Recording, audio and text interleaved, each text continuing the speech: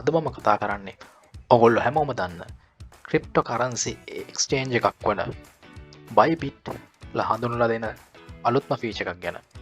එය තමයි බයිබිට් physical card. බයිබිට් එකකවුන්ට් එකක් තියෙන හැමෝටම මේ වෙනකොටත් වර්චුවල් කාඩ් එකක් තියෙනවා.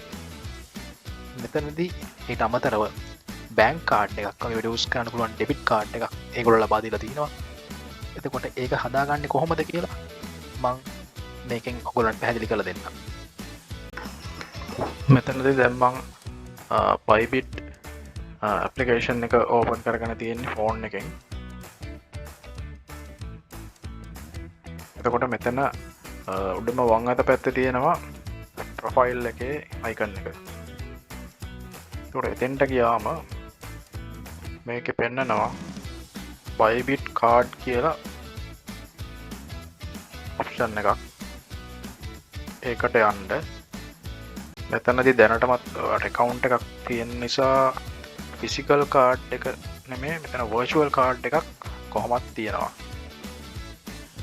ඒකට physical card එක තමයි දැන් apply කරගන්න යන්නේ. එතකොට මම දැනටමත් apply කරලා තියෙන නිසා මෙතන පෙන්නනවා your physical bit card is on the way කියලා. card delivery is expected to take up to 30 days.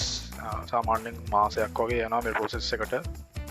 කාට ගෙදරටම ගෙන්න ගන්න පුළුවන්. හරියට මෙතනදී correct address එකයි ඔයාගේ contact details display name එක කාඩ් එකේ දාන්න ඕන. ඒ ටික හරියටම දුන්නම මේ status එකත් එතන බලා ගන්න පුළුවන්. දැන් කොයි status එකද තියෙන්නේ කියලා. මේ තියෙන්නේ virtual card එක. මේක physical card එක. physical card එකට පස්සේ ගෙදරට ඩෙලිවර් වුණාම ඒක ඇක්ටිවේට් කරගන්න පුළුවන්. ඊළඟ තැනදී මම පෙන්නන්නම් ඒක කොහොමද කරගන්නේ කියලා. අර විදිහට ඇප්ලයි කරා නම් හරියට ඇප්ලයි කරා නම් සාමාන්‍යයෙන් මාසයක් ඇතුළත වගේ ගෙදරටම එනවා. හරි ඇඩ්‍රස් එක දැම්මනම් බයිබිට් කාඩ් එක ෆිසිකල් කාඩ් එක. දැන් මගේ එක ඇවිල්ලා තියෙන්නේ.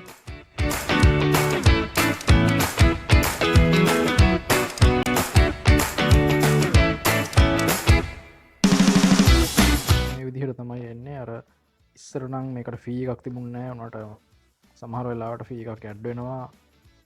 මට නම් $5ක් වගේ ඇඩ් වුණා.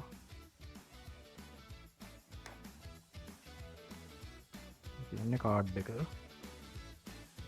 දැන් ඔයගොල්ලන්ට මේක තියෙන්නේ ඇප් එක through ඇක්ටිවේට් කරගන්න. ඊට පස්සේ මේක අපිට සාමාන්‍ය බැංකු කාඩ් එකක් විදිහට යූස් කරන්න පුළුවන්.